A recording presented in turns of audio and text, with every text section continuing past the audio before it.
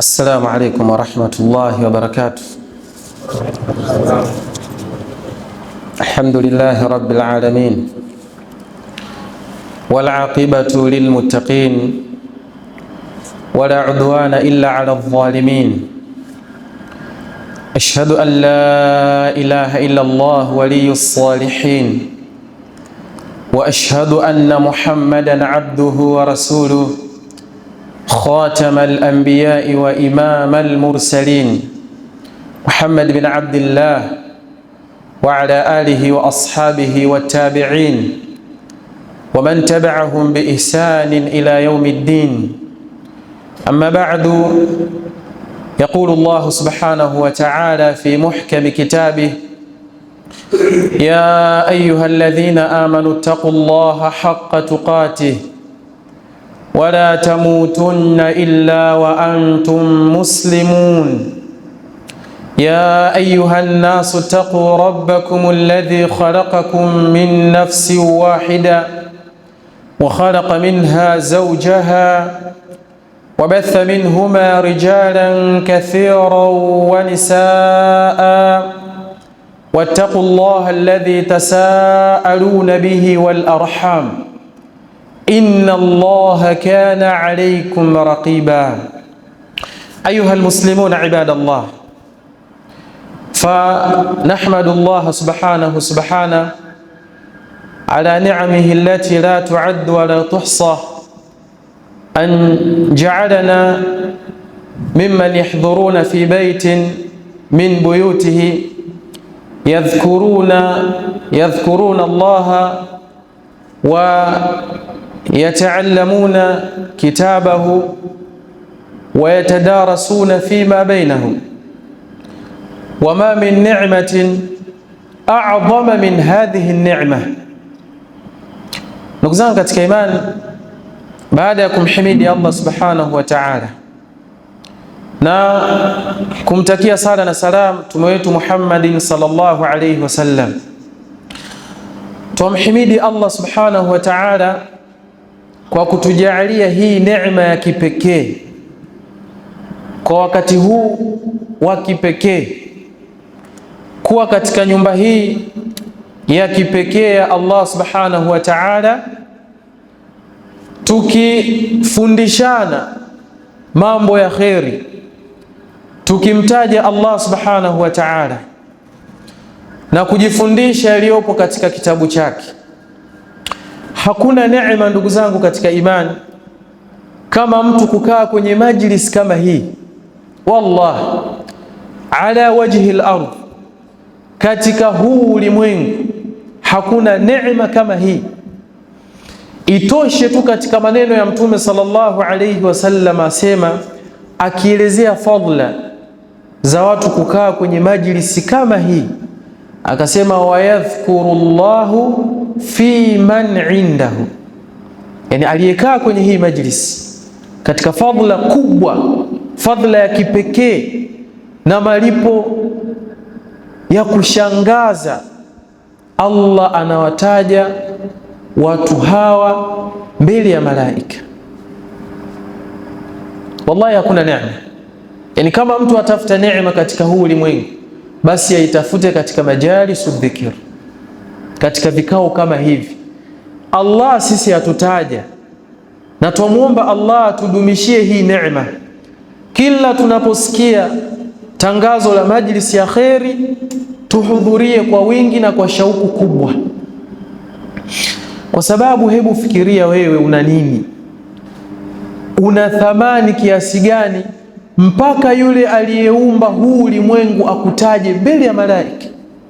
Alladhina la ya'suna Allah ma amarahum wa yaf'aluna ma yu'marun, malaika watukufu wabora ambao hawajui maasi, hawajui madhambi. Allah akutaja kwa kheri, kwa jina lako, akuelezea vizuri mbele ya hawa malaika.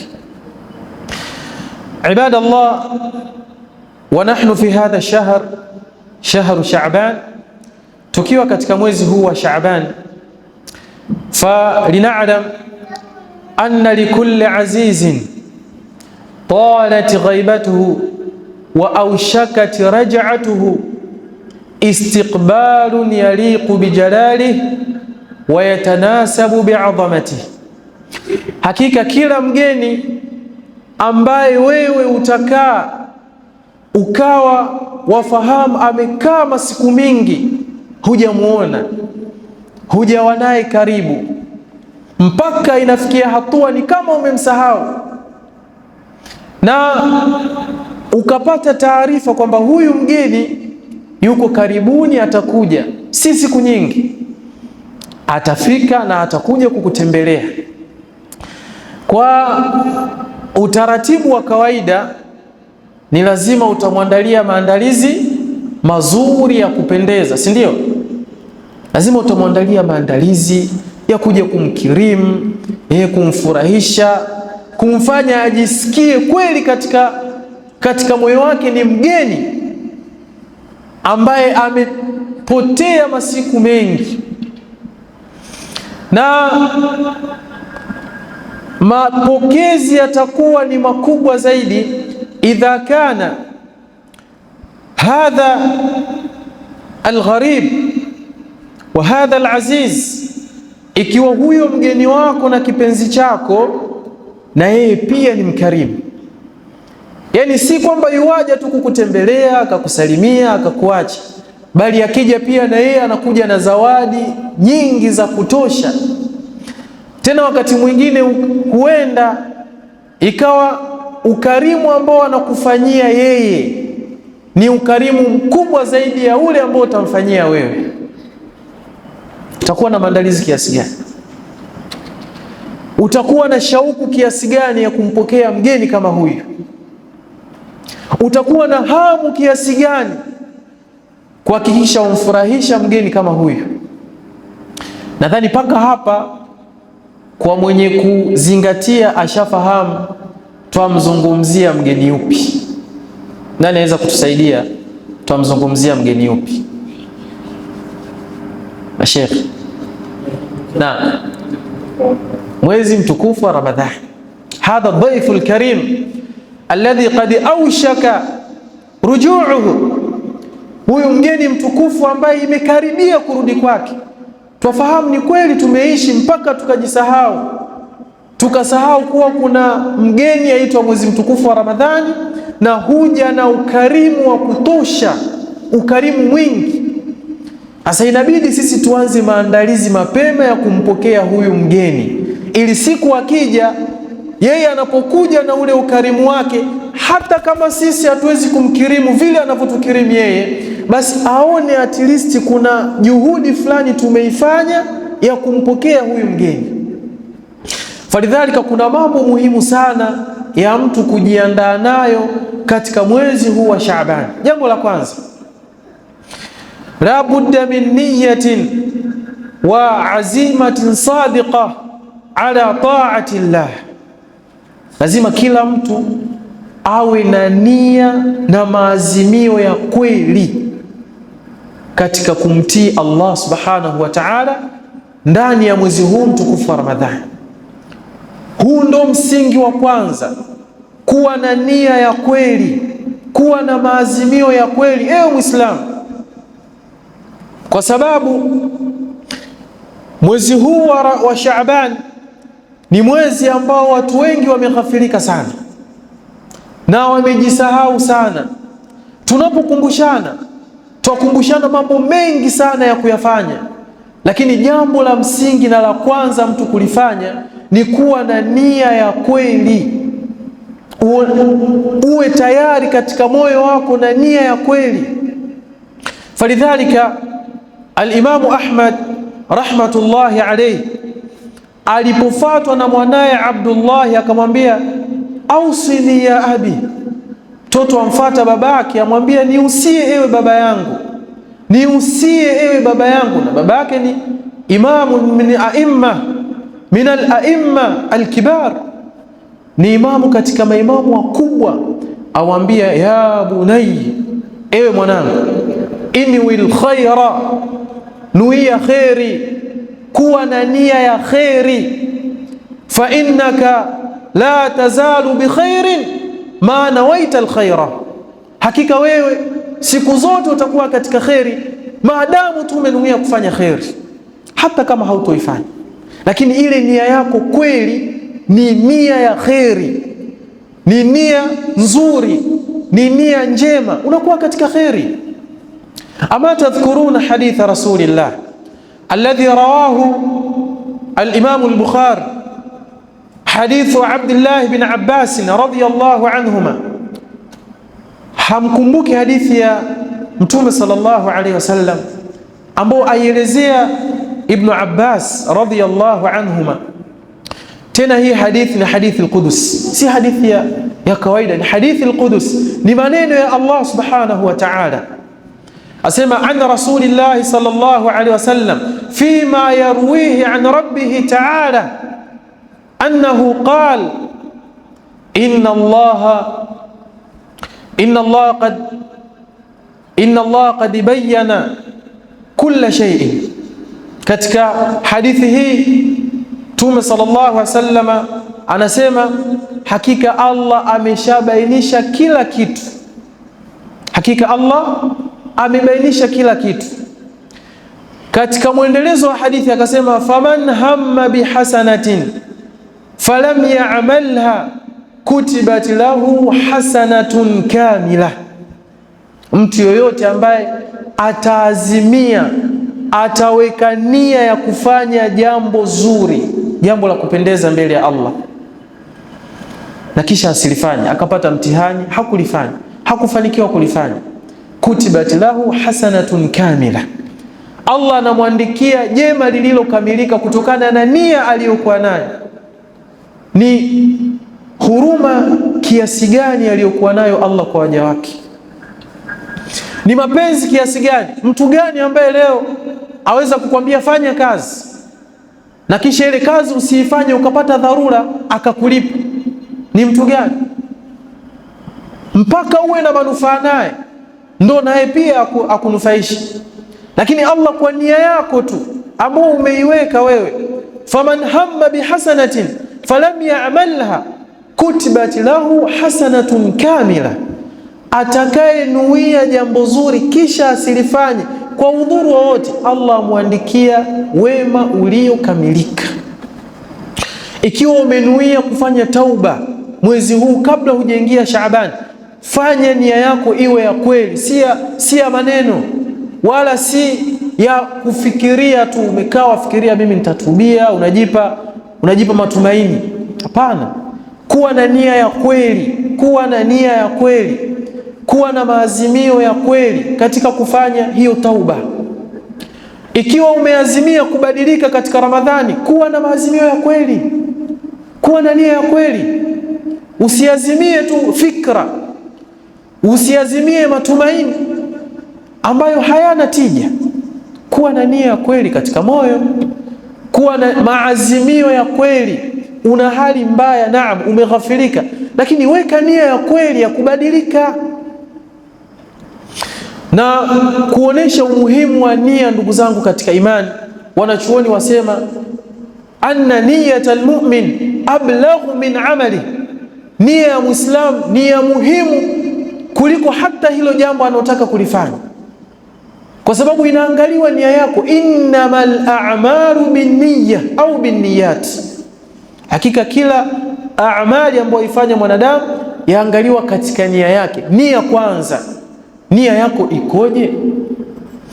Falidhalika Mtume sallallahu alayhi wasallam katika hadithi nyingine atuambia anna al-abda idha marida au safar kutiba lahu ma kana ya'maluhu sahihan muqiman. Hadithi sahihi kabisa. Asema Mtume sallallahu alayhi wasallam, hakika mja wa Allah, nimwangalia umuhimu wa nia. Hakika mja wa Allah atakapougua akapatwa na maradhi au akasafiri, tufahamu haya mambo mawili ni udhuru za kisheria katika baadhi ya amali mtu aweza kuziacha, mtu akisafiri au akawa ni mgonjwa.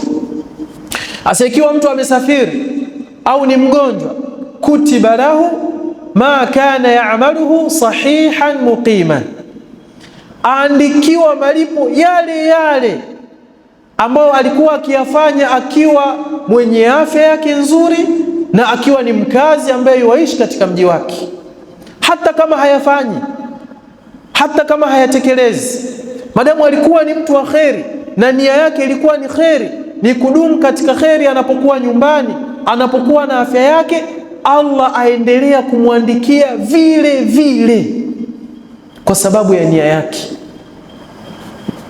Fakam mimman tamanna dukhula Ramadan fadakhala Ramadan fansalakha wantaha walam yataathar bishay. Kuna watu wangapi ambao wametamani kuingia mwezi wa Ramadhani na kweli Allah akawafikisha wakaingia Ramadhani, na Ramadhani ikaisha, ikatoweka, ikaondoka, lakini hana athari yoyote. Ameswali, amefunga, hata wakuta pia amejitolea, lakini hana athari yoyote baada ya Ramadhani. Kwa nini? Kwa sababu hakuwa na nia ya kweli. Aliingia kwa kufata mkumbo.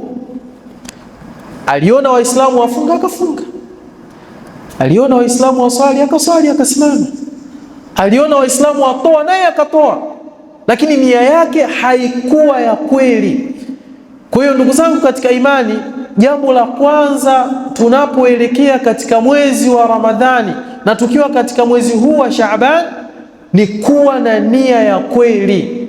Kuwa na nia ya kweli. Wallahi Allah anakulipa kwa nia yako tu, hata usipofanya. Angalia mtu ambaye yafanya dhambi, anakosea, anamwasi Allah. Mtume sallallahu alaihi wasallam asemaje? An-nadamu tauba. An-nadam, mtu akijutia tu ni tauba. Kule kujutia, mtu amefanya dhambi akajuta tayari, akawa na nia ya kutubia, ile tayari ni tauba kwa Allah. Ni tauba kwa sababu katika moyo wake kuna athari ya nia nzuri ambayo anatarajia kuifanya baada ya lile dhambi alilokuwa nalo, nia njema. Huu ni msingi wa kwanza, ushikeni na tuuchukue, tuufanyie kazi, kwa sababu huu msingi wa kwanza ukikosekana, hata tuongee kiasi gani, tuongee na kuongea, tuhudhurie hizi majalis tutakapohudhuria, kama hauna nia ya kweli ni sawa na bure. Utafanya kila kitu, kama nia yako si ya kweli katika yale unayofanya, wallahi utapata hasara na utapoteza wakati wako mwingi sana. Hili ni jambo la kwanza. Jambo la pili, alhirsu ala salahati alqalbi wa islahi dhati albaini. Jambo la pili, tufanyeni pupa kusafisha nyoyo zetu. Tufanyeni pupa kusafisha nyoyo zetu na kusuruhishana baina yetu sisi kwa sisi. Usafishe moyo wako baina yako na Allah katika matendo yako. Uangalie moyo wako vizuri sana, utizame moyo wako vizuri sana. Bali al-insanu ala nafsihi basira, kila mtu afahamu moyo wake ukoje. Wallahi inna ba'dha al-qulubi fasida, inna ba'dha al-qulubi marida. Kuna baadhi ya nyoyo za watu zina maradhi, zimeharibika. Kuna nyoyo ni ngumu, hazielewi, hazisikii, haziathiriki, hazilainiki. Fahiya kalhijara au ashaddu qaswa, au ashaddu qaswa. Kuna nyoyo wallahi ni kama mawe, na zingine zimepitiliza, hata hayo mawe menyewe zimeyazidi. Yani kuna nyoyo hata uingie msimu wa kheri kiasi gani, bado unabaki kuwa na maradhi. Hata ambiwe jambo gani, bado abaki kuwa na maradhi, kwa sababu ni njia alishaichagua yeye kuishi katika maradhi ya moyo, ugumu wa moyo na uharibifu wa moyo wake. Lakini angalieni sana nyoyo zenu. Nyoyo, wallahi tuangalie nyoyo. Na hili mimi nitalirudia kila siku katika khutba, katika mihadhara, katika kalima, katika durus. Tuangalie nyoyo. Angalia moyo wako. Allah haangalii chochote wewe kabla hajaangalia moyo wako. Wa hadha shahr turfa'u fihi al-a'malu ila Allah, na huu mwezi ndio mwezi ambao zapelekwa amali zetu kwa Allah subhanahu wa ta'ala. Amali zetu zote zapelekwa kwa Allah. Angalia moyo wako, uchunguze moyo wako. Inna Allah la yanzuru ila ajsamikum wala ila suwarikum walakin yanzuru ila qulubikum wa a'malikum. Allah hatizami chochote kwenu nyinyi. Kitu cha kwanza kutizama ni nyoyo. Angalia moyo wako ukoje, angalia usalama wa moyo wako, angalia moyo wako hauna maradhi. Na Allah haangalii moyo wako katika matendo yako wewe na Allah peke yake, bali aangalia moyo wako hata kwenye matendo yako na waja wake Allah. Unaishi nao vipi?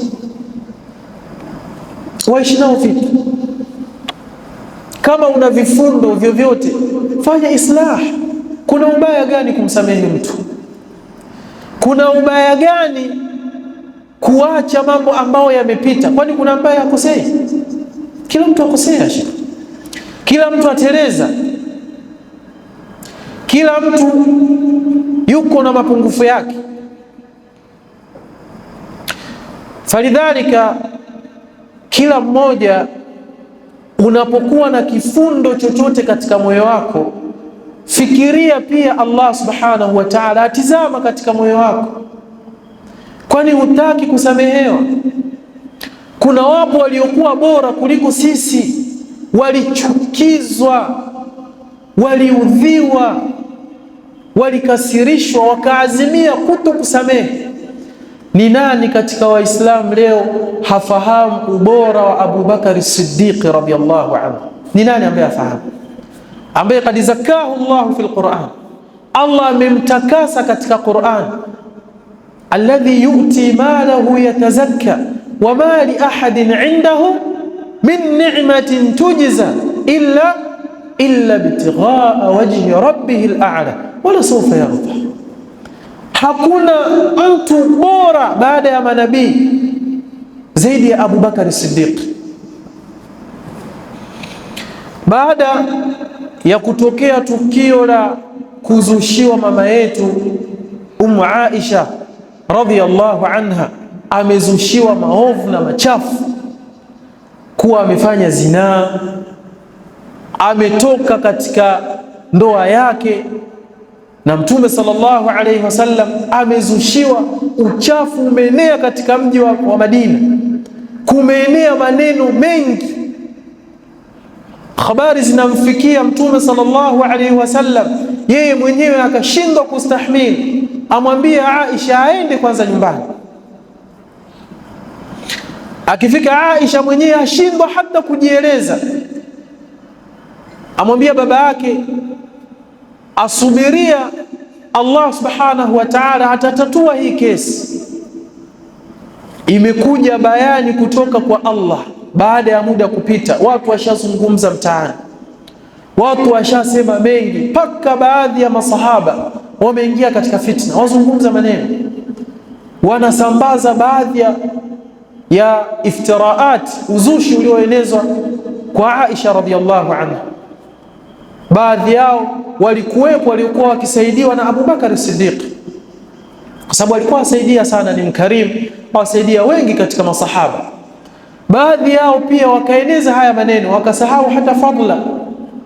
Ilipokuja bayani ya Allah subhanahu wa ta'ala, na ikaonekana kuwa Aisha ni katika watu safi, wala hajafanya wala hajafikiria kufanya yale walioyazusha, waliomzushia,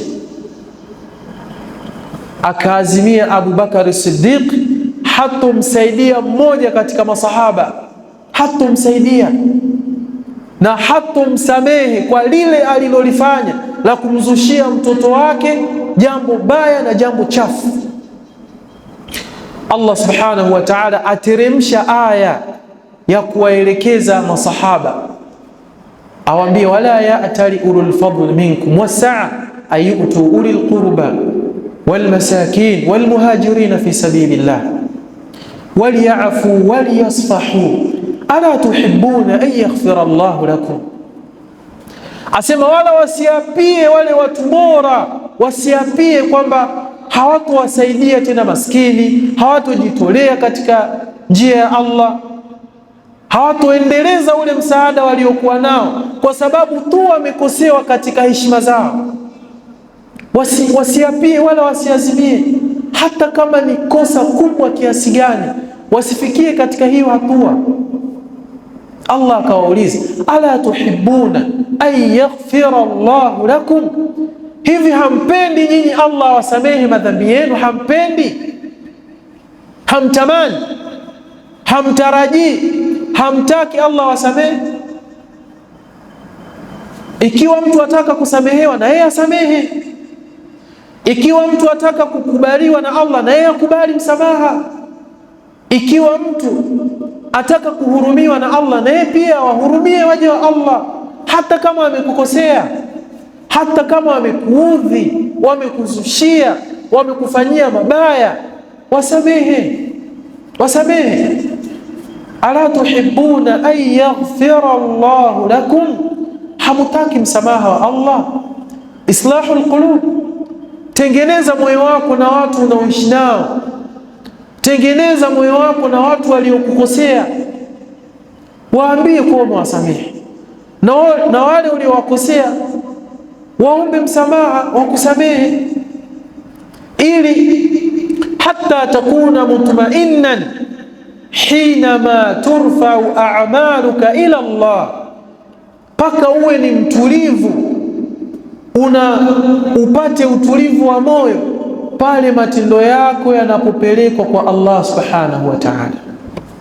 Wallahi hautopata utulivu wowote kama wewe una vifundo na baadhi ya watu, hujasameheana na baadhi ya watu, umekasirikiana na baadhi ya watu, hautokuwa na utulivu wowote, na matendo yako Allah hayachukui na hakusamehi pia. Asa wewe una kitu gani ambacho unajiaminisha nacho matendo yako yasichukuliwe na matendo yako yasipokelewe na usisamehewe na Allah? Una kitu gani? Una kitu gani ambacho unajiaminisha mbele ya Allah subhanahu wa ta'ala? Jitahidi kusamehe, samehe watu. Sheikh Mtume sallallahu alayhi wasallam asema, irhamu man fil ardi yarhamukum man fis sama, wahurumieni walioko ardhini, wahurumieni viumbe wa Allah walioko ardhini, na Allah atakuhurumieni nyinyi pia. Ikiwa tunataka huruma ya Allah, tuhurumiane sisi kwa sisi, tusameheane sisi kwa sisi, tuvumiliane, tukubaliana kwamba wote tukosea. Sasa kwa nini hatusameheane? Kwa sababu kila mmoja akubali kwamba kullu ibn adam khata'un wa khairul khata'ina at-tawwabun, kila mmoja akubali na aiamini hii hadithi. Sasa wewe ukubali kwamba watu wote wakosea, wateleza, lakini wewe kwa nini unataka kusamehe watu? Hadha ajibu, ajabu shekhi, ajabu. Waamini, amini kikweli, watu wakosea, anayekosea usamehewa akiomba msamaha. Na wakati mwingine hata mtu asipokuomba msamaha, msamehe. Si lazima tu usubirie kuomba msamaha. Nafsi za watu za tofautiana. Kuna wengine ni wagumu kuomba msamaha, wewe wasamehe tu, waoneshe kwamba wewe una shida zaidi mbele ya Allah. Hakuna mtu ambaye atakusifia kwa kuwa na hasira na kuwa na chuki na kuwa na vifundo, hakuna, wala hakuna hiyo tuzo, hutaipata popote, bali ni hasara na majuto yasiyokuwa na faida yoyote. Falidhalika, ndugu zangu katika imani, alhirsu ala salahati alqulub wa islahi dhati albayn, kuwa na pupa wakati huu kutaharisha nyoyo zetu sisi baina yetu na Allah subhanahu wa ta'ala, na kusuruhisha baina yetu pia sisi kwa sisi katika yale ambayo yametokea. Matendo yanaenda mbele ya Allah ni rahma ya Allah. Hii ni rahma ya Allah, kwa sababu Allah angeweza yeye kuyachukua matendo yetu hata bila kutueleza, wala hakuna ambaye angejaji, la yusalu amma yaf'alu wa hum yusalun, Allah haulizi jambo lolote analofanya. Wa rabbuka yakhluqu ma yasha'u wa yakhtar, Allah aumba anachotaka na anafanya anachotaka, anachagua anachotaka, na hakuna wa kumuuliza. Kila kitu anakifanya kwa hikma zake na kadari yake na uwezo wake na utukufu wake na maamuzi yake yaliyotukuka. Allah angeweza kuyapokea matendo yetu ndani ya mwezi huu pasina kutupa taarifa yoyote sisi wanadamu. Lakini kwa nini ametupa taarifa? Kwa nini tumejulishwa? Kwa nini tumeelezwa? Kwa nini Mtume sallallahu alayhi wasallam akatuwekea wazi hili jambo kuwa amali ndani ya mwezi wa Shaabani zaenda kwa Allah subhanahu wa ta'ala, hatta yataharra almuslim rahmata rabbi, ili muislamu azitafute rehma za Allah, azitafute rehma za Allah kwa kujipinda kweli kweli na kwa kujitoa kweli kweli. Ikiwa wafahamu kabisa ndani ya mwezi huu Allah yuwazipokea amali zako, unavuta picha wewe mwanadamu Muislamu ni sawa na siku ya Kiyama Allah amekusimamisha mbele yake akuuliza na anakufanyia hisabu ya matendo yako, kwa sababu siku ya Kiyama tutafanyiwa hisabu ya matendo yetu. Suhfu za matendo yetu atakuwa nazo Allah, atakuwa nazo, atuuliza moja baada ya jingine. Asavuta hii picha ndani ya mwezi huu, Allah anazichukua amali zako, wewe ndo umebaki. Manake umepewa nafasi, muonyeshe Allah majibu yako utakayompa siku ya Kiyama. Muoneshe ndani ya mwezi huu wa Shaaban. Arillaha sidqa niyatika wa sidqa a'malik wa sidqa azmik wa sidqa nadamik wa sidqa taubatik. Muoneshe Allah ukweli wa matendo yako unayoyafanya. Muoneshe Allah ukweli wa majuto yako kutokana na madhambi uliyoyafanya. Muoneshe Allah ukweli wa maazimio yako ya kubadilika. Muoneshe Allah ukweli wa maazimio yako ya kurudi kwake yeye. Muoneshe Allah usafi wa moyo wako ndani ya mwezi huu wa Shaaban, kwa sababu Allah yuwatizama katika moyo wako. Wakati huu matendo yako yakienda, Allah yuwautizama moyo wako vizuri. Asa wewe muoneshe Allah pale anapokutizama na matendo yako yamemfikia, muoneshe Allah hali yako utakayokuwa nayo siku ya Kiyama, akikufanyia hisabu kati yako wewe na yeye. Muoneshe Allah, muoneshe Allah. Falidhalika, leo wewe waonaje ikiwa ni mwanafunzi yuko shuleni ameandika mtihani wake siku ya mtihani? Nadhani wengi hapa tumepita shuleni na wengine bado wako ima ni chuoni wanasoma. Ikiwa mmefanya kazi ya mwalimu wenu ikafikia hatua wewe wachukua ile karatasi yako waipeleka kwa mwalimu pale, wa anta a'lam bima fihi, na wafahamu kabisa yaliyoko katika karatasi yako. Kama una uhakika wa kupata zote, unakuwa na bashasha na furaha. Lakini kama unafahamu majibu yako ni ya kubeti na kubahatisha, unakuwa ni muoga, hata waogopa mwalimu akianza kuyasoma yale majibu au matokeo. Mara nyingi walimu wetu sisi wanapokuja mfano darasani baada ya kuchukua mitihani yetu, akiingia pale darasani akaanza kusema, jamani, mtihani wenu umefanya vizuri, nawapongeza. Lakini kuna baadhi ya watu pia inaonekana walikuwa wakicheza. Sasa ili kushajishana baina ya wanafunzi na walimu, nimeamua matokeo nitayataja hadharani. Waonaje? Kuna watu sikia, mwalimu hamna bana, mwalimu mambo gani hayo? Kila mtu achukue matokeo yake bana, kila mtu anajua mwenyewe alichokifanya. Matokeo yatabandikwa hapo kwenye ubao wa matangazo. Yani kuna watu wanakuwa wanaogopa yale matokeo yasitangazwe kwa watu wengine wakafahamu wakajua, lakini kuna yule ambaye yeye hana wasiwasi wowote, kwa sababu ajua kama hajapata zote basi amekaribia kwenye zote, au kapata hata nusu, au amejitahidi kiasi chake ambacho yuko tayari yeye kwa lolote. Lakini kuna baadhi ya wanafunzi wana hofu na wanaogopa kutokana na yale walioyafanya kwenye mtihani. Walillahi almathalul a'la, na Allah ana mfano mkubwa na mfano wa juu ambao haufananishi na chochote. Wewe vuta picha matendo yako Allah ameyachukua, na wewe uko hapo sasa.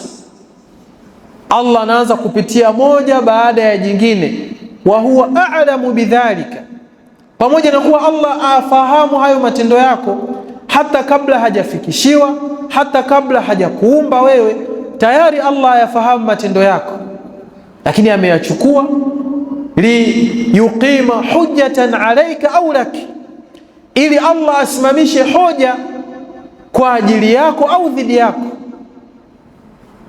Sasa tumepewa hii bishara ndugu zangu katika imani, haikutajwa tu tufahamu na tuelewe kwamba mwezi wa Shaaban ni mwezi ambao matendo yetu yaenda kwa Allah na watu wengi waghafilika. Hapana, haya sio malengo.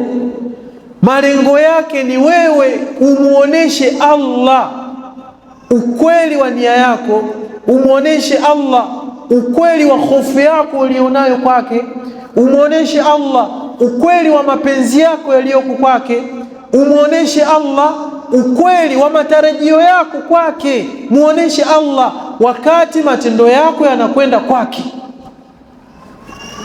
Si ufahamu tu kwamba matendo yako yaenda kwake Allah basi khalasi yatakwenda wa hakadha, bali tumuonesheni Allah kila wakati ulioudiriki katika mwezi wa Shaaban ni wakati wa kumuonesha Allah matendo yako, na wakati wa kumuonesha Allah hali yako na moyo wako uko katika hali gani. Falidhalika ndugu zangu katika imani, wakati huu wanachuoni wakatueleza ni wakati bora sana wa mtu kuzitafuta rehma za Allah.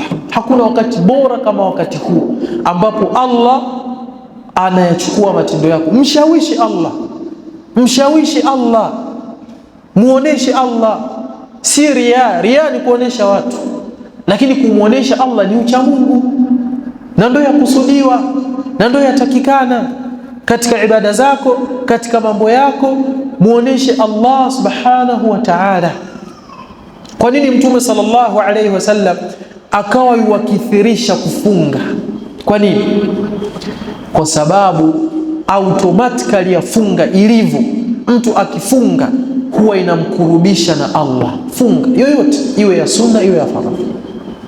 Ndio maana hata mwezi wa Ramadhani, chunguzeni hata nyinyi, hata mwezi wa Ramadhani kuna wengi wasiokuwa Waislamu wanaathirika nao kwa sababu ya kule Waislamu wamefunga. Kuna wengine pia waathirika na mwezi wa Ramadhani.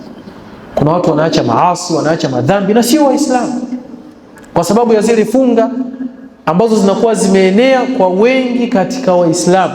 Ndio maana Mtume akapenda kufunga ili awe karibu na Allah, amuoneshe Allah yaliyoko katika moyo wake. Tujitahidi kumuonesha Allah subhanahu wa ta'ala. Taban tuache wakati wa adhana, alafu kisha tutakuja baadaye tutaendelea kidogo na kuruhusu maswali kiasi.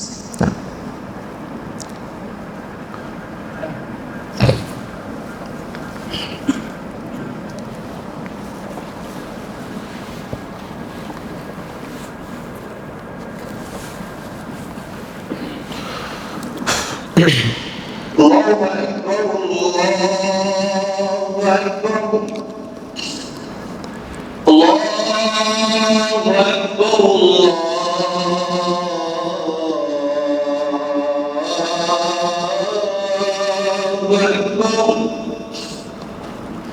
أشهد أن لا إله إلا الله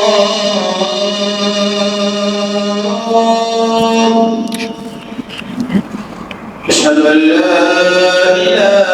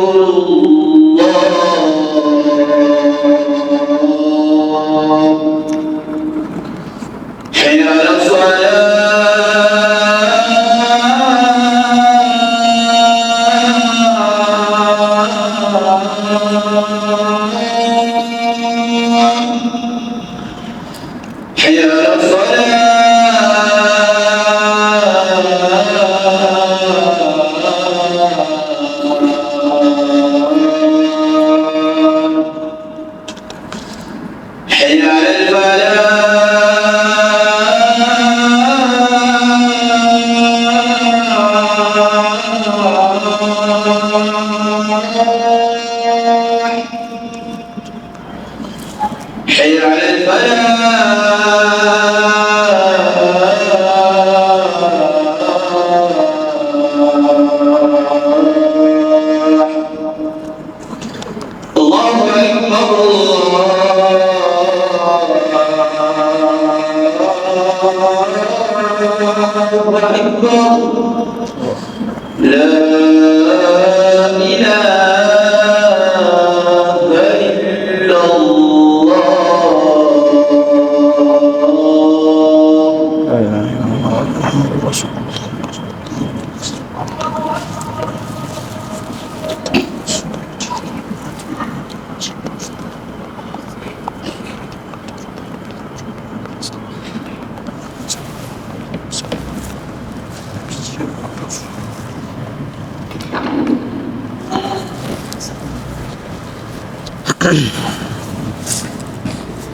الحمد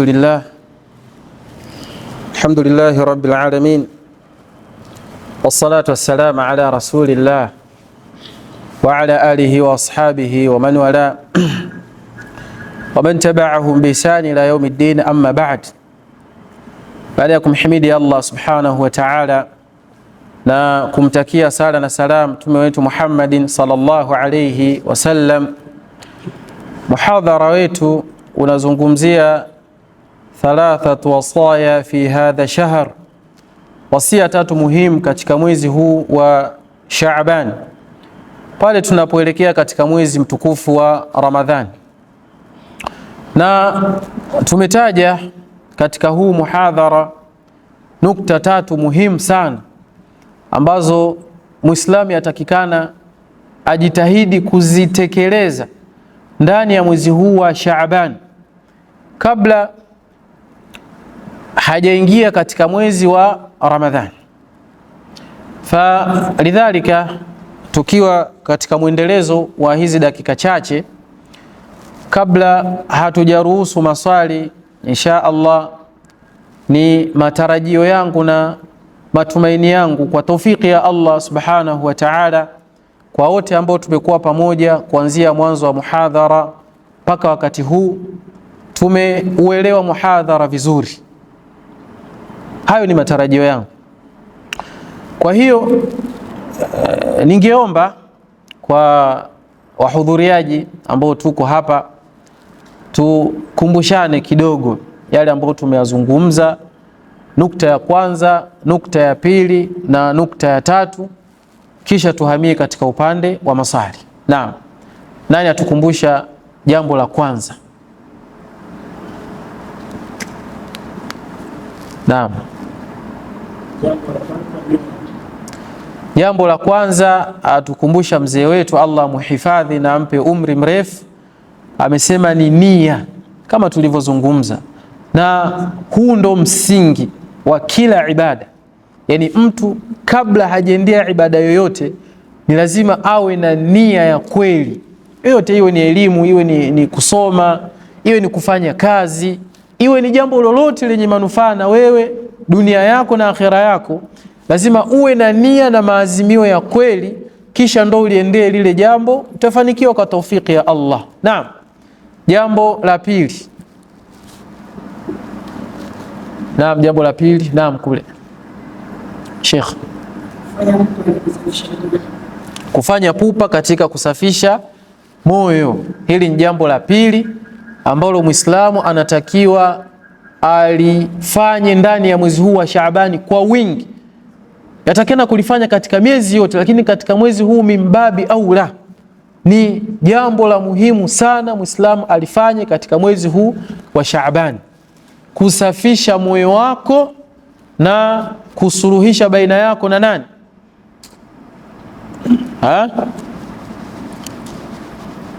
Kati yako na Sheikh, mmesahau tayari, baina yako na ndugu yako. Naam, barakallahu fika. Taib, jambo la tatu na la mwisho. Naam,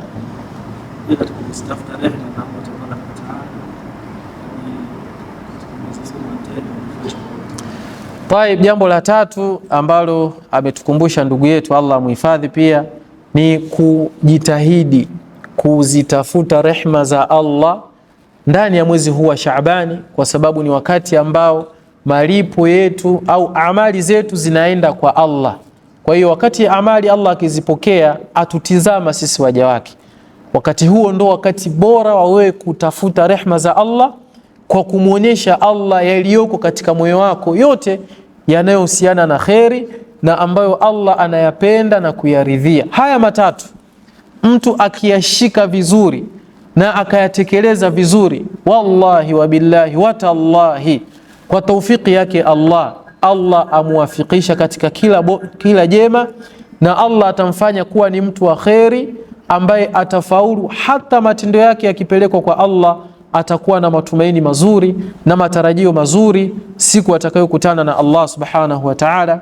Tumuomba Allah atujalie kuwa ni katika wale ambao watayatekeleza mambo haya na watayatimiza katika mwezi huu, na Allah subhanahu wa ta'ala ayapokee matendo yetu, aturidhie na atusamehe tulipokosea, na atudumishe katika kheri mpaka siku ambayo tutakutana naye.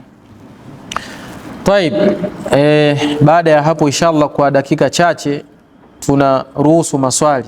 Kama kuna mtu ana swali lolote, basi anaruhusiwa kuuliza. Lile ambalo linawezekana litajibiwa, na lile ambalo haliwezekani insha Allah nadhani tutaangalia utaratibu wa kulijibu kwa wakati mwingine. Naam.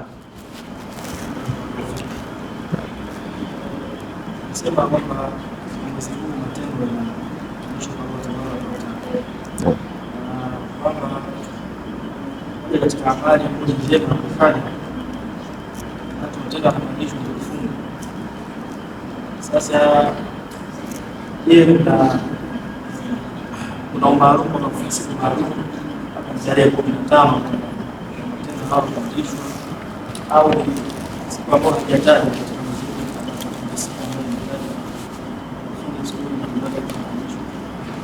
Taib, naam. Ndugu yetu auliza kutokana na umuhimu wa mtu kufunga ndani ya mwezi huu wa Shaaban, kwa sababu matendo yanafikishwa kwa Allah subhanahu wa ta'ala. Je, kuna siku maalum ambayo imeelezwa matendo huwa yanapokelewa na Allah, mtu afunge siku hiyo, au mtu aweza akafunga masiku yoyote, au kuna siku gani ambayo imetajwa matendo kufikishwa kwa Allah? Taib, katika hadithi ambazo zimethibiti kabisa, Mtume sallallahu alayhi wasallam alipoulizwa na Usama ibn Zaidi radhiyallahu anhu kuhusiana na kufunga kwake sana, alitaja sifa ya mwezi mzima. Akataja sifa mbili za mwezi mzima. Sifa ya kwanza akataja yeye anafunga sana kwa sababu mwezi huu watu wengi wameghafilika nao. Hiyo ni sababu ya kwanza. Na anafunga sana kwa sababu mwezi huu matendo yanafikishwa mbele ya Allah subhanahu wa ta'ala. Akataja mwezi, hakutaja siku wala saa. Hiyo ni hadithi ya kwanza. Hadithi ya pili ambayo ni hadithi wametofautiana wanachuoni kwenye usahihi wake. Hii hadithi wanachuoni wametofautiana kwenye usahihi wake. Wapo waliosema ni hadithi hasan na wapo waliosema ni hadithi dhaif, na wengi katika wanachuoni hadithi hii hawajaipa dalili ya hawajaipa daraja ya usahihi, kwa sababu hadithi ziko na daraja zake. Kuna hadithi sahihi, kuna sahihu lighairi, kuna hasanun lighairihi, na kuna dhaif. Sasa hii hadithi haikupewa na wanachuoni wengi wa hadithi daraja ya sahihi, bali kuna wanachuoni walioipa daraja ya hasan, na wengi katika wanachuoni wameidhoofisha hii hadithi. Hadithi yenyewe yaeleza kuwa Allah subhanahu wa ta'ala huwatizama waja wake inapofikia usiku wa nusu ya mwezi wa Shaabani. Allah huwatizama waja wake inapofikia usiku wa nusu ya mwezi wa Shaaban, yani usiku wa tarehe 15 ya mwezi wa Shaaban, na kisha akiwatizama waja wake anawasamehe. Hapa hakukutajwa matendo kufikishwa kwa Allah. Kwenye hii hadithi hakukutajwa matendo kufikishwa kwa Allah. Kilichotajwa ni Allah huwatizama waja wake wote siku hiyo, na anapowatizama Allah anawasamehe kwa sababu Allah ana huruma. Kwa sababu Allah ana huruma na ana mapenzi kwa waja wake, falidhalika Allah anawasamehe na anawahurumia waja wake, isipokuwa watu wa aina mbili Allah hawasamehi wakati huo Allah hamsamehi mshirikina ambaye yuko katika shirki yake, na hamsamehi mtu mwenye ugomvi yeye na mwenzake. Hawa watu Allah huwa anasema andhira bainahuma hatta yastaliha, anawaambia malaika wasubirisheni hao watu wawili, yani hawa waliogombana, wasubirisheni matendo yao mpaka watakaposameheana, ndo Allah anayakubali na anawasamehe. Kwenye hii hadithi hakukutajwa kupandishwa matendo kwa Allah, kumetajwa Allah kuwatizama waja wake na kuwasamehe na kuwahurumia basi. Falidhalika wanachuoni wengi wamefanya istidlali kupitia hii hadithi kwamba Allah subhanahu wa ta'ala huwasamehe waja, Allah hupokea matendo yake ndani ya mwezi huu wa Shaaban wote, ndani ya mwezi huu wa Shaaban wote. Falidhalika ndio maana Mtume sallallahu alaihi wasallam katika hadithi imekuja alikuwa akifunga sana, hadithi ya Usama bin Zaid na hadithi ya Aisha radhiyallahu anha, alikuwa akifunga sana. Lakini katika hadithi nyingine imekuja Mtume alikuwa akifunga mwezi wa Shaaban wote, mwezi wa Shaaban wote. Japokuwa wanachuoni wasema ilivyotajwa kuwa Mtume alikuwa akifunga mwezi wa Shaaban wote haimaanishi wote, bali inamaanisha siku nyingi katika mwezi wa Shaaban, si wote, kwa sababu mwezi ambao anaruhusiwa mtu kufunga wote ni mwezi wa Ramadhan.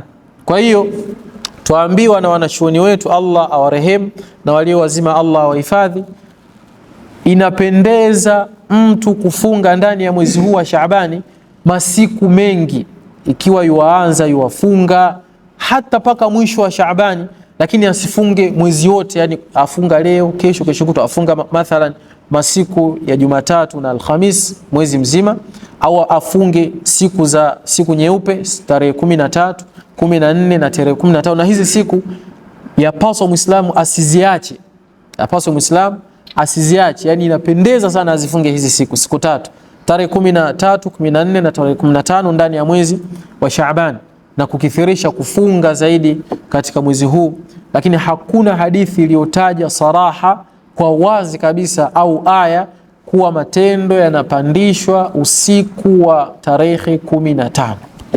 Wallahu ta'ala a'lam. Kwa hiyo bora zaidi ni mtu kujitahidi kuwa mwema masiku yote ya mwezi wa Shaaban, na ndio maana tukaambiwa mwezi huu ni mjumbe wa mwezi wa Ramadhani. Yani kama vile mtu anavyojitahidi kuwa mwema katika mwezi wa Ramadhani, basi hivyo hivyo awe mwema katika mwezi wa Shaaban. Wallahu a'lam. Naam. Kuna mtu ana swali mwingine?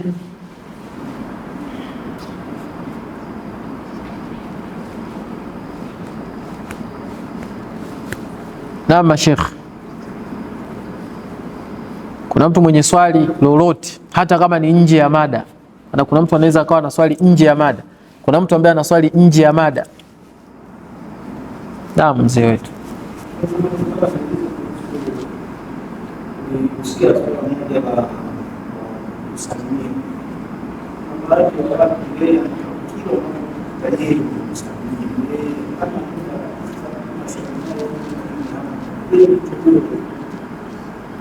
Tayeb. Mtume sallallahu alayhi wasallam katika hadithi ya Amru ibn al-As radhiyallahu anhu katika Sahih Muslim aliulizwa siku moja na huyu sahaba, asema anna rajulan sa'ala Rasulullah sallallahu alayhi wasallam ayyul islami khairun wa fi riwayatin ayyul islami afdalu. Alikuja mtu mmoja kwa Mtume sallallahu alayhi wasallam akamuuliza ni Uislamu upi uliokuwa bora zaidi na Uislamu gani unaopendeza zaidi? Mtume sallallahu alayhi wasallam akamwambia tut'imu at-ta'ama wa taqra'u as-salama ala man arafta wa man lam ta'rif. Akamtajia mambo mawili, akamwambia Uislamu uliokuwa bora ni mtu kulisha chakula na kuwasalimia anaowajua na asio wajua. Huu ndo Uislamu bora. Na hapa Mtume amekusanya matendo mawili matukufu, amekusanya wema wa matendo na wema wa maneno, yani al-ihsanu bil qawli wal ihsanu bil fi'l, mambo ambayo ni wema wa maneno na wema wa vitendo. Na katika hadithi imekuja katika haki za Muislamu, haki za Muislam. Katika riwaya ikasema idha laqita musliman fasallim alayhi, unapokutana na Muislamu msalimie. Hizi zote zaonesha ubora wa mtu kuanza kumsalimia Muislamu.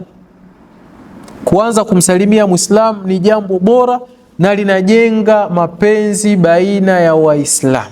Falidhalika asema Abdullah bin Mas'ud radhiyallahu anhu, inna min at-tawadhu'i an tabda'a bis-salami man laqita au an tabda'a bis-salam kulla man laqita. Asema hakika katika unyenyekevu, yani ukitaka kumjua mtu mnyenyekevu ni yupi, ni yule ambaye anamuanza kumsalimia mtu kila anayekutana naye. Yani yeye huwa hasubiri kusalimiwa, lakini yeye anapenda kuanza watu kuwasalimia. Huyu ni mtu mnyenyekevu sana. Na mtu bora anapenda kuanza kumsalimia mtu kabla yeye hajasalimiwa. Na swala la salam kiukweli ambao haufichiki, dhahir shahir, ni katika mambo ambayo Waislamu wa zama hizi sisi tumeyapuuzia sana. Tumeyapuuzia mno kwa viwango vya juu na asilimia za juu sana. Yani kuna watu wao walishaamua kuwa hawasalimii, wana haki ya kusalimiwa. Wao wako hivyo siku zote. Yani hata akukute wewe uko sehemu ambayo ilitakiwa akusalimie, hakusalimii. Anataka wewe ndio uanze kumsalimia. Anaweza akakuta kaanza tu kuongea maneno mengine, afu baadaye ndio mkumbisha asalamu alaykum, aitikie salamu, hana hata haya wala ashtuki. Yani katika tabia mbovu na mbaya. Muislamu mathalan anaingia msikitini, amekuta watu wamekaa, maybe wamemaliza kuswali wamekaa, au kabla ya swala watu wamekaa tofauti, yapendeza mtu akiingia asalimie. Hii ni bora kuliko tu mtu aje yuaketi, yuaswali, yuatoka. Haipendezi. Hili ni katika jambo ambalo sisi tumelipuuzia, na baya zaidi watu tunasalimiana kwa kujuana. Mimi mathalan namfahamu Abu Haifa, namfahamu Abu al-Harith, namfahamu labda mwingine hapa. Huyo ndo ambaye nikikutana naye tuwasalimiana, lakini nikakutana na mtu ambaye simfahamu, simsalimii kwa sababu simfahamu. Tumesema taqra as-salam ala man arafta wa man lam ta'rif. Watu tunafuata matamanio ya nafsi, tunaacha dalili na ukweli wa Uislamu. Ndio maana waona wengi wanaishi kwa chuki, tunaishi kwa kutokupendana. Unaweza ukaona jambo wewe, rafiki yako ambaye wasali naye kila siku hata akusaidii na wala hagusi, kwa sababu tayari tushavunja ule msingi wa mahusiano. Mtanisamee kidogo hapa, kidogo mtarefusha kiasi kidogo. Mtume sallallahu alayhi wasallam anasema la tadkhuluna aljannata hatta tu'minu wala tu'minu hatta tahabu aw la adullukum ala shay'in idha fa'altum tahabbtum afshu salama. Hamwezi kuingia peponi paka muwe waumini wa kweli, hamwezi. Na hamtokuwa waumini wa kweli paka mpendane. Na ili mpendane, Mtume akasema muenezeane salamu, msalimiane nyinyi kwa nyinyi. Kila mmoja aone kwamba yeye ana haki ya kumsalimia mwenzake, sio ana haki ya kusalimiwa yeye. Yeye ni nani mpaka awe anasalimiwa kila siku? Ana nini? Yeye ni mbora kuliko Mtume? Mtume alikuwa asalimia watoto wadogo, watoto akutana nao awasalimia, akutana na watoto yuacheza nao awasalimia, aanza kuwasalimia watoto. Huu ni unyenyekevu wa hali ya juu. Lakini kuna mtu yeye kila akiketi sehemu ataka kusalimiwa, ataka aanze kwa salamu, ima kwa sababu ana elimu au ana mali au ni mheshimiwa. Huu si unyenyekevu, na dini yetu sisi haiko hivyo. Dini haiko hivyo. Kama tukitaka kuifuata dini kikwetu, salimiane, kila mtu aone ana haja ya kumsalimia mwenzake, kama tutaka kufuata dini. Lakini kama tunataka sisi tuishi hivi tunavyopenda na kujiona sisi baadhi ni bora kuliko wengine, tuendeleeni na tutaendelea kukaa na mipasuko na machuki yatazidi na vifundo. Kwa sababu mimi siwezi, kama alivyozungumza mzee wangu, mimi siwezi kila siku ikawa mimi nakusalimia wewe tu Sheikh, hata kama una mali, hata kama ni mheshimiwa, hata kama ni nani Sheikh. Mimi Uislamu wangu mimi ni bora kuliko chochote ambacho wewe wakifahamu, wallah, kuliko chochote. Uislamu wa mtu ni bora, na ndo atakiwa ajivunie nao, sio mali, sio heshima, sijui mtu ana gari, ana nyumba, ana wadhifa fulani. aona yeye ndo ana haki ya kusalimiwa, kunyenyekewa, kufatwa, kubembelezwa. Hakuna hicho shekhi. Utakufa, utaacha kila kitu na utaondoka tu. Hii dunia tutaisha wote, hakuna ambaye atabaki. Lakini mbora ni yule anayeenda yuko na Uislamu wake mzuri. Bye. Tuishie hapa kwa leo inshallah. Au kuna mtu ana swali? Naam. Naam. Sasa yupi anakuwa na haki wakati gani kuanza salamu? Tayib, Mtume sallallahu alayhi wasallam ametueleza katika hadithi, asema yusallimu ar-rakibu ala al-mashi yusallimu ar-rakibu ala al-mashi wal qalilu ala al-kathir. Wa Mtume atuambia katika haki ya salamu, na angalia maajabu ya Uislamu. Yaani Uislamu umefundisha unyenyekevu, hata katika salamu umempa mtu unyenyekevu ili asijione kuwa ni bora. Mtume akatuambia anatakiwa asalimie yule ambaye amepanda kipando. Wewe si uko na gari, mwingine atembea kwa mguu, wewe unatakiwa umsalimie yule anayetembea kwa miguu, sio yeye akusalimie wewe. Japokuwa sio wajibu, lakini yapendeza wewe uanze kumsalimia kabla yeye haja kusalimia. Hiyo ina faida gani? Inajenga mapenzi kati yenu na inajenga unyenyekevu na usawa wa kibinadamu. Kwa sababu akiona kumbe huyu mtu ana gari lakini bado ana heshima, ana adabu, anapata utulivu fulani katika nafsi yake. Na pia watu walio wachache wawasalimie walio wengi. Yaani mathalan kuna watu 7 hapa, afu kumekuja watu 2, basi mmoja asalimie hawa watu wengi. Asalie ndo ana haki zaidi ya kuwasalimia. Sio watu 20 wote wasimame waanze kumsalimia mtu mmoja tu kwa sababu yeye ni labda ni shekhe mkubwa. Si katika utaratibu, ni kukhalifu tu mafundisho ya Uislamu. Mtu akiwa, ndio maana unaona mashekhe wengi katika mashekhe ambao ni rabbaniyun, ambao wamelelewa katika malezi ya dini, akiingia kwa watu awasalimia yeye mwanzo. Hasubiri watu wameketi eti wainuke waende wakamsalimia yeye. La, bali yeye awasalimia watu. Na mtoto awasalimie wakubwa katika heshima, na vile vile aliyesimama awasalimie waliofanya nini? Waliokaa. Ukiingia msikitini ukuta watu wamekaa, wewe wasalimie, sio wao kusalimia wewe. Takiwa wewe ndo uanze popote, si masjidi peke yake, hata nje katika baraza, katika sehemu za watu wanapokaa, umeingia, hata katika utamaduni wa kawaida, katika kawaida tu ile ya maisha ya kijamii. Hivi kweli leo mtu uingie kwa watu ukuta wamekaa 20, kweli unasubiria wao ndo waanze kukusalimia? Kweli? Si wewe ndo waenda pale na adabu wawasalimia wao kisha mazungumzo yanaendelea, au sio? Huo ndo utaratibu na huo ndo Uislamu. Falidhalika hizi ndo adabu. Aliye kwenye kipando amsalimie anayetembea kwa miguu, unyenyekevu na usawa wa kibinadamu. Walio wachache wawasalimie wengi. Waliosimama awasalimie walio keti, na mdogo awasalimie wakubwa. Mdogo asalimie wakubwa. Lakini hebu angalia, Mtume kazungumza haya, lakini fiili yake akawa yeye wapenda kusalimia watoto.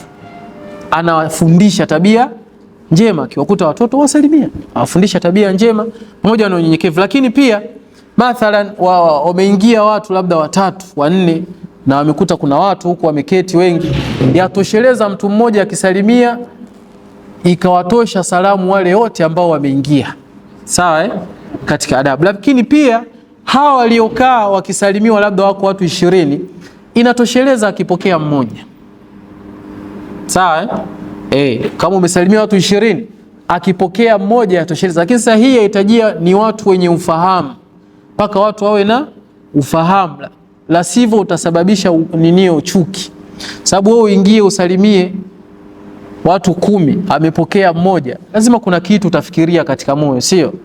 Kwa salamu yangu hawajasikia au wamenidharau au wamefanya nini kadha na kadha. Kwa hakika tufahamiana jamani. Tayeb, falidhalika hizo ni adabu min adabi salam. Wa nas'alu Allah ta'ala yaj'alana min alladhina yastami'una alqawla fayattabi'una ahsana. Na mwisho kabisa, ndugu zangu katika imani, tunamshukuru Allah ambaye ametujalia wote ambao tumekuwa pamoja kuanzia mwanzo mpaka mwisho. Tunamuomba Allah hii majlis ijalie kuwa ni sababu ya sisi kufaulu siku ya Kiyama kupata rehma zake na msamaha wake na kuwa karibu na Mtume sallallahu alayhi wasallam. Lakini pia vile vile nitumie nafasi hii kuwashukuru sana wale wote ambao tumehudhuria pamoja, kila mtu kwa nafasi yake na sifa yake, bila kuangalia utofauti wote, kila mtu kwa nafasi yake. Na washukuru sana sana sana kwa kuwa pamoja, kwa sababu ndo ukarimu wenyewe. Unapoitwa katika muhadhara, katika darasa ukahudhuria, ndo ukarimu na ndo kushirikiana na ndo tufundishana na ndo tuelekezana. Huenda mimi nakosea, mnanielekeza, na huenda mtu mwingine anateleza, tunamfundisha. Falidhalika ni jambo zuri, na washukuru sana. Na pia ni kuombeni kwa ajili ya Allah subhanahu wa ta'ala, wakati mwingine tunapotangaziana muhadhara au darsa hapa msikitini kwa mtu yoyote, sawa sawa nikawa ni mimi au ni mwingine yoyote ambaye amekuja ni mtu wa kheri, basi tuhudhurie kwa wingi, tusiwe na nyudhuru ambazo hazina faida yoyote. Tuhudhurieni kwa wingi, tushikamaneni, tushirikiane, tusaidiane kuhakikisha tunapeleka hii dini mbele. Hii dini ni ya wote sisi, kila mtu kwa nafasi yake.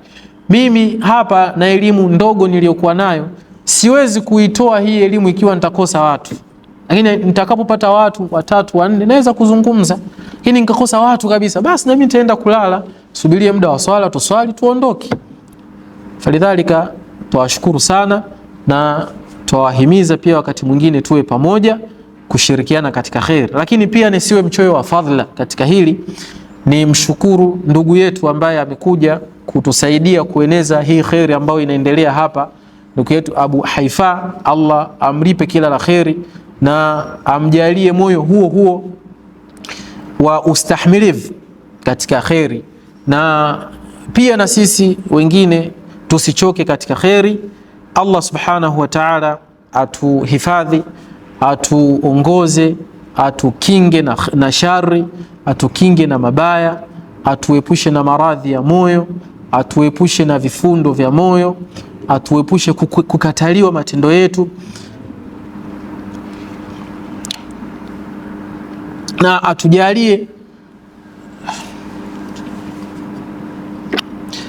matendo yetu yaweze kupokelewa pale anapoyapokea. Atutizame kwa huruma na atujalie kuwa na mwisho mwema katika maisha haya ya dunia na mwanzo mwema katika maisha ya akhira. Wa naktafi bihadha alqadr alqalil alkathir, yani laysa alqalil alkathir. Subhanaka Allahumma bihamdik, ashhadu an la ilaha illa anta, astaghfiruka wa atubu ilaik. Wa jazakumullahu khairan.